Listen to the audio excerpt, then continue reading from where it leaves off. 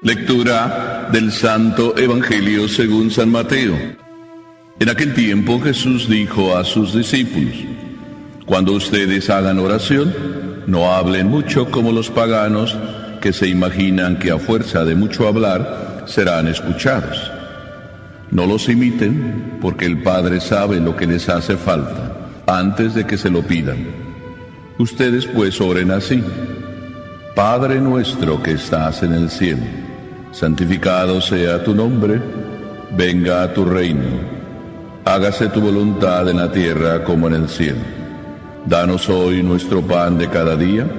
Perdona nuestras ofensas, como también nosotros perdonamos a los que nos ofenden. No nos dejes caer en tentación y líbranos del mal. Si ustedes perdonan las faltas a los hombres, también a ustedes los perdonará el Padre Celestial. Pero si ustedes no perdonan a los hombres, tampoco el Padre les perdonará a ustedes sus faltas. Palabra del Señor.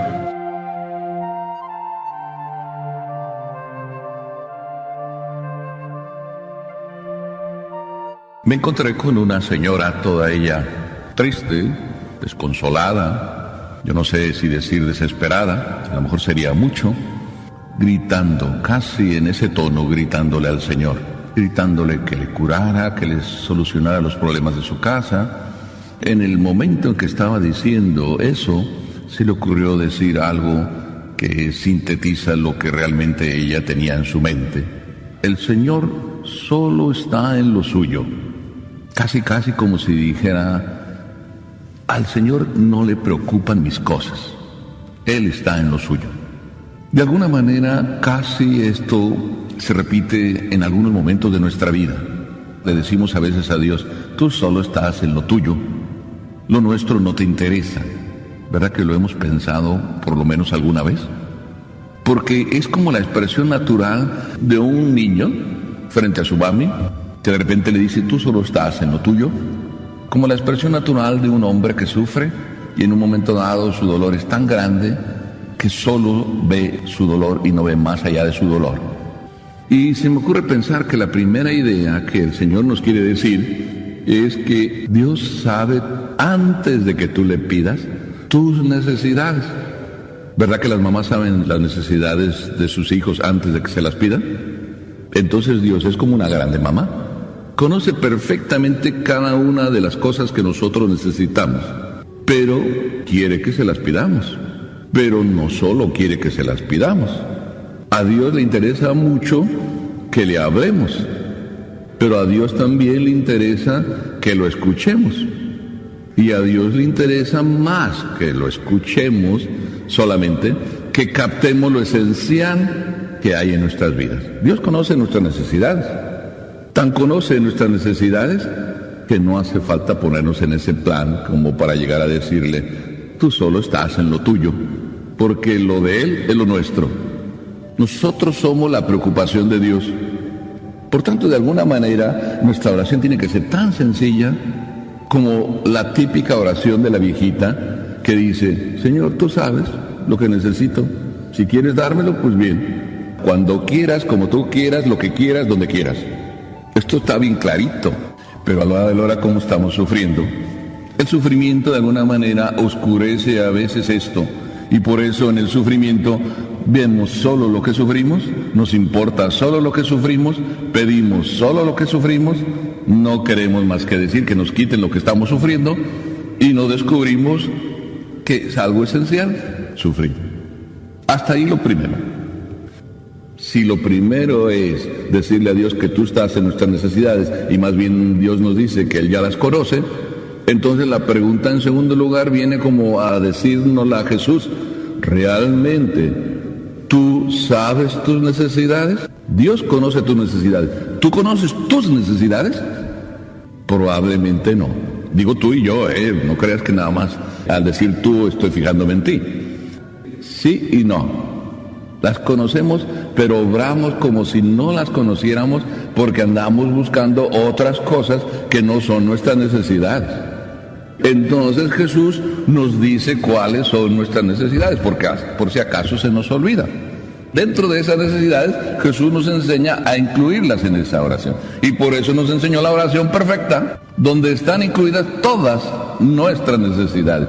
Y la primera necesidad, santificado sea tu nombre. Pero fíjense que en realidad es una sola, porque dice primero, Padre nuestro, para decirnos que la necesidad primera, ahí está, tenerlo como Padre. Y después de tenerlo como Padre, decirle, santificado sea tu nombre. Eso como que no nos suena, que es santificar su nombre. A lo mejor estamos pensando que es ir a misa el domingo. Jesús no nos está diciendo aquí que eso es santificar su nombre. Porque si santificar su nombre sería solo venir a misa los domingos, eso ya lo hacemos. O si santificar su nombre sería, pues eso, como a veces se dice, solo ser católicos calientabancas, entonces no estaríamos haciendo la voluntad de Dios. Pero Jesús continúa diciendo, santificado sea tu nombre, venga tu reino, que es lo mismo. ¿Dónde es que santificamos el nombre? Lo santificamos cuando hacemos que venga el reino de Dios a nosotros. Ustedes pueden pensar, bueno, santificamos su nombre si lo recibimos a Él en la Eucaristía. También esto está incluido. Pero eso no es lo más esencial. Jesús aterriza y nos hace aterrizar qué significa santificar el nombre y qué significa que venga tu reino. Escúchenlo. Hágase tu voluntad, así en la tierra como en el cielo, no al revés. En el cielo no hay ningún fallo, solo se hace la voluntad de Dios, no hay ninguna excepción. Ya si estás haciendo excepción y estás diciendo que hoy no se haga la voluntad de Dios, ¿quién es el que toda su vida siempre dice sí? Toda la vida dijo sí Jesús, y toda la vida dijo sí María. María, enséñame a decir que sí. Es bien sencillo, enséñame a decir que sí. Si es siempre sí, en el matrimonio se cumple y se debe cumplir. Si es siempre sí, la mami que le dijo a su hijo que lo quería, lo tiene que querer siempre, en las buenas y en las malas.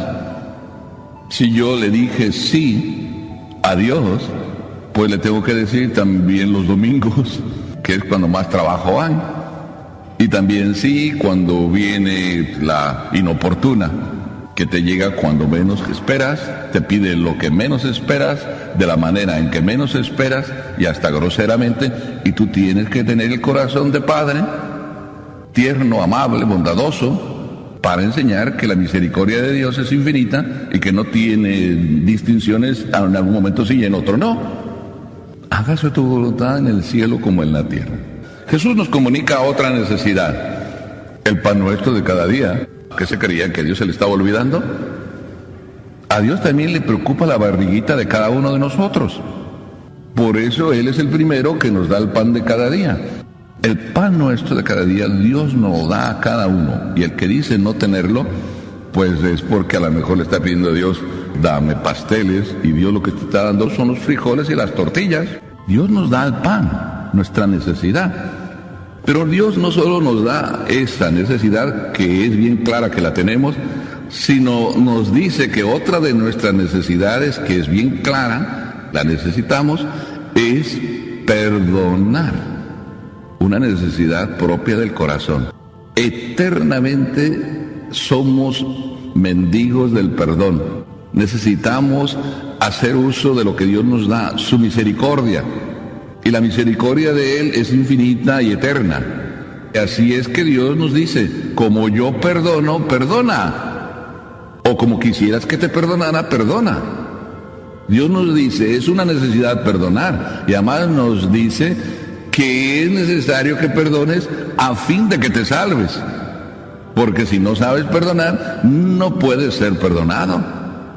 ¿Cuántos todavía hoy sufren porque el papá, no sé, ellos es lo que dicen, les hizo no sé qué allá en los 12 años que les tocó vivir con él? Yo encuentro a veces personas adultas ya de 75, 80 años que todavía les duele el papá, y el papá pues no sé si existan los huesos del papá, o les duele la mamá.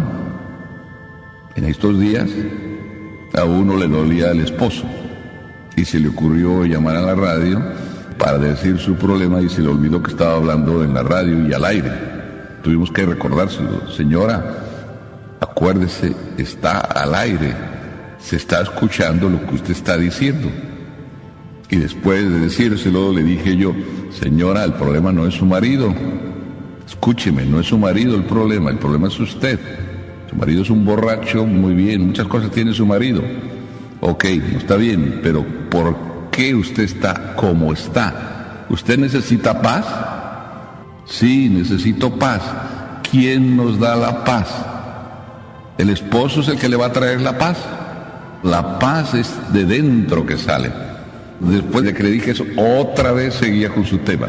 Y yo tuve que cortarle. Dice, señora, perdóneme que le interrumpa. ¿Se da cuenta usted que cuando nombra el nombre de su marido, cómo se calienta? Aquí mismo al aire, eso es lo que no está bien. Encenderse de fuego y falta de paz. No hay perdón. El perdón es eso, la paz interior que necesitamos. Tan necesidad que Jesús, después de decirnos que esta era la oración, se puso a explicarlo y no explica toda, sino que dice, si ustedes perdonan las faltas a todos los hombres, también a ustedes los perdonará el Padre Celestial. Pero si ustedes no perdonan a los hombres, tampoco el Padre Celestial les perdonará. Eso es lo único que explica. Quiere decir que esta última necesidad que nosotros tenemos es muy importante. Si no, Jesucristo hubiera dedicado también un espacio al estómago para decir, el pan es muy sabroso, procuren darles pan al horno, no le pongan mucha levadura, y hubiera explicado todo cómo tendría que ser el pan. No lo explicó.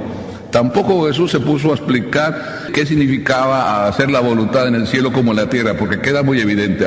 Pero el perdonar, eso a veces no queda tan evidente. Qué hermoso que Jesús estas tres necesidades nos las diga y nos las incluya en la oración perfecta, para que lo que tú dices, que Dios no se ocupa de tus cosas, no es mentira, te lo está diciendo en la oración, cuáles son las cosas que Él verdaderamente sí se preocupa y que nada más son tus necesidades. El resto, si quieres tú orar sobre otras cosas, puedes hacerlo, pero que estas necesidades nunca se te olviden, y en el Padre Nuestro están incluidas. Así de que qué interesante. Es bien hermoso pensar que Dios sí está en lo suyo, pero lo suyo es lo tuyo. Y esto es lo interesante que tenemos que descubrir. Dios está en lo suyo. Si quieres, acúsalo, pero acuérdate que lo suyo es lo tuyo, y entonces sanarás.